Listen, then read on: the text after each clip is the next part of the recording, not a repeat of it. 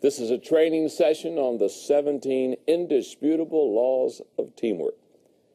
During the 1990s, what I have found to happen is that leadership became a very prominent subject. If you went to the business community, they wanted to learn about leadership. If you went into the government community, they wanted to learn about leadership. If you went into the church community, they wanted to learn about leadership. If you went into any community, leadership became kind of the big deal. And in the 90s, I wrote the subject. If you went to the business community, they wanted to learn about leadership. If you went into the government, several books on the subject of leadership. In 1993, I wrote a book called Developing the Leader Within You, helping people develop themselves as leaders. As a complementary book, the year later, I wrote a book called Developing the Leaders Around You, kind of helping a leader develop leaders around him or her. And then in 1997, I wrote a book that was kind of a soft leadership book called Becoming a Person of Influence. Again, how to have influence with people, basically how to become a better leader with people.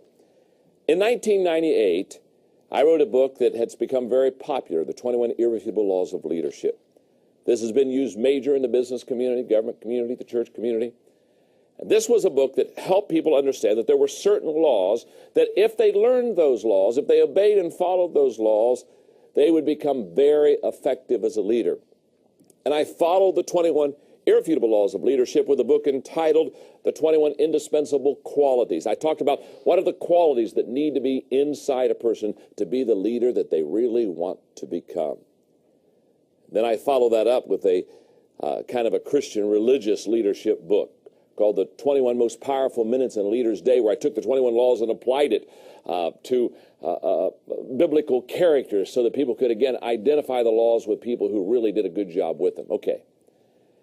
One thing that I found very interesting as I taught this decade of leadership is that as leaders grew, as leaders learned, as leaders matured, as leaders developed, I found that they began to ask themselves not only how can I lead better or how can I develop people around me to lead better, but they began to talk about teamwork because they found that nobody is a leader in every area. For example, in the 21 Irrefutable Laws of Leadership, most of the audience here, how many of you have the 21 Irrefutable Laws of Leadership? Oh, this is very good. Now, keep your hands up, keep your hands up, keep your hands up. The people that have their hands up now in this room are truly the great leaders in this room.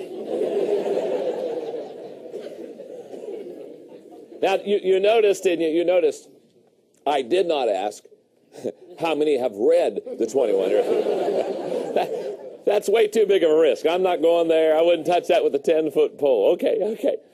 Now, anybody that has read the 21 Irrefutable Laws of Leadership, the first thing they come to the realization is that they're not good in all 21 laws. Is that not true? Let me just ask you, how many of you probably fell a little short in at least 2 or 3 of the 21 Irrefutable Laws? Okay, thank you very much. Now, the reason I asked that question, and the reason there's such laughter in the audience is because anybody that takes the 21 Irrefutable Laws of Leadership book and begins to dissect and learn those laws understands quickly that in some laws they excel and in some laws they do not. Now, that's where teamwork comes in. You see, what I have found is that the moment we realize that we do not do well in all of the leadership laws, the next question is then, who does well in a leadership law that I don't do well? And all of a sudden, there begins to be what I would call this urgency to develop a team. Does that make sense? Because teamwork matures, teamwork takes leadership and allows it to be what it really needs to become. Now, this is going to show my age, but there was an old commercial, I don't know, maybe 10 years ago on Bo Jackson, who played 2 sports. Remember, he played football and baseball, and it was kind of I think it was a Nike commercial, kind of a bow nose deal, and basically, how many of you remember the bow nose? Okay, well, most of you as old as I am, okay. Well, you know the story of how supposedly it was kind of a tongue-in-cheek thing, that Bo knows everything, and so Wayne Gretzky says Bo knows hockey, and obviously, the obvious conclusion of the commercial was, even Bo Jackson doesn't know everything. And the conclusion that any person that studies leadership will come up to, if they really understand leadership, is that it's obvious that you aren't a good leader in every area. Therefore, the need for teamwork. And that's what this training series is all about. Now, I need to do one more thing, and then we're going to teach the first law of teamwork. Here's what I need you to understand. If I were sitting where you are, and I would be taking the notes that you're taking, I would be asking myself the question, what makes a teamwork law truly a law? I mean, why don't you say, John, this is a teamwork thought, or this is a teamwork principle, or this is a teamwork idea? Well, I use the same grid that I use for the 21 irrefutable laws of leadership for the 17 indisputable laws of teamwork. The very same grid, because I have to, as I teach teamwork to you, it's my desire to give you a solid foundation that you can literally lean on and go to the bank on and build your teamwork off of. So let's look at the qualifying tests to becoming teamwork laws. There are 4 of them. Number 1, they're not based on culture, gender, or age. Very simply stated, they're not limited to a gender, they're not limited to an age, they're not limited to a culture. In fact, we teach teamwork, we teach leadership internationally through our equipping organization, the Enjoy Group. And what I have found is the laws of leadership, they work in every country. The laws of teamwork, they're going to work in every country. Why? Because they're not limited. That's what makes it a law. Number 2, they relate and apply to all communities. They apply to the business community, they apply to the government community, they apply to the religious community, they apply to the academic community. In other words, these teamwork laws will work anywhere. As you view this video, and as you study teamwork, no matter what your situation, these laws will work in it.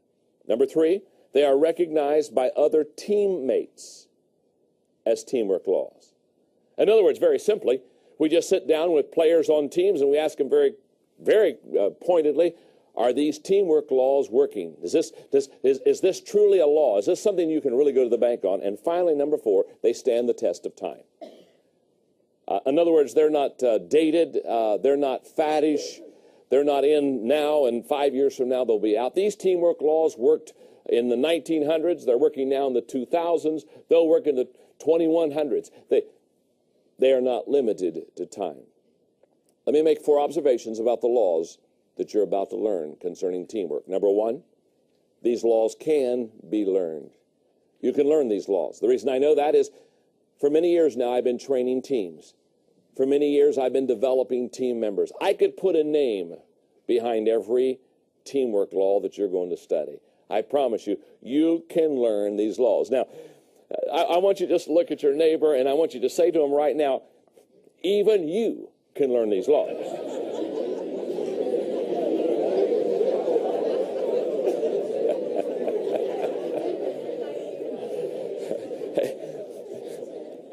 Doesn't that give you great hope, huh? I mean, think about it for a moment. That person you brought here today, that you were not sure you could ever make anything out of. You even paid their way. You bought the ticket because you thought, you kept asking yourself, is there any hope? That person you're seated beside right now that you perhaps up to this moment thought there was no hope. I've got great news for you. Even they can learn these laws. Makes you feel good, doesn't it?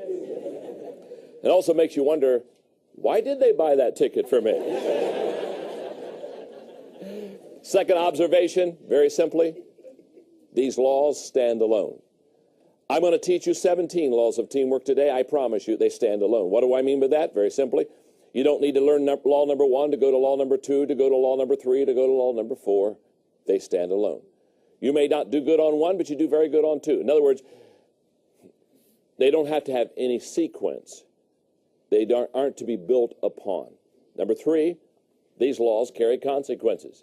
Simply stated, if you do well on these laws, you're going to develop a good team. If you do poorly on these laws, you're not going to have a good team. You're going to rise and fall on how well you're able to learn and implement these teamwork laws with your team. And the final observation, these laws are the foundation of teamwork. These are the laws that you build your team on. Let me give you one suggestion before I teach law number 1. This is what I call a training suggestion for you. If I were you, and I just finished watching the introductory part of this training series, what I would do is I would ask myself, how can I best be a team member, and how can I best develop team members around me? And I'm going to suggest that you do 4 things that will be greatly helpful in developing yourself as a team member or developing your team. Number 1, read the book, The 17 Indisputable Laws of Teamwork. Start there. Read the book. After you have read the 17 Indisputable Laws of Teamwork, the second thing I would encourage you to do is watch these training videos. And I would encourage you to watch with your team 1 video a week. Each law is going to be 15 to 20 minutes in length. Very simply stated, what I want you to do is every week sit down with your team, watch one of the laws. Now, number 3, reread the law that you just watched on the video. Let me explain.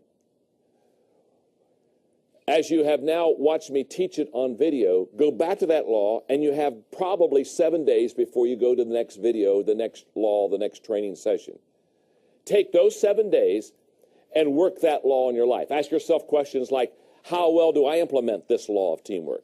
Ask yourself the question, how well do the people around me implement this law of teamwork? In other words, give yourself 7 days to practice the law that you just watched. And then finally, number 4, apply this law not only to your life, but teach it to someone else.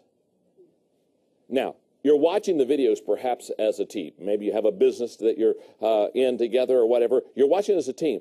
But what I want to encourage you is take this law and go to somebody who's never seen the law or heard the law and teach them what you're learning and practice what you're doing. Okay, I know you're ready. I'm ready. Let's go to law number 1 of the 17 indisputable laws of teamwork.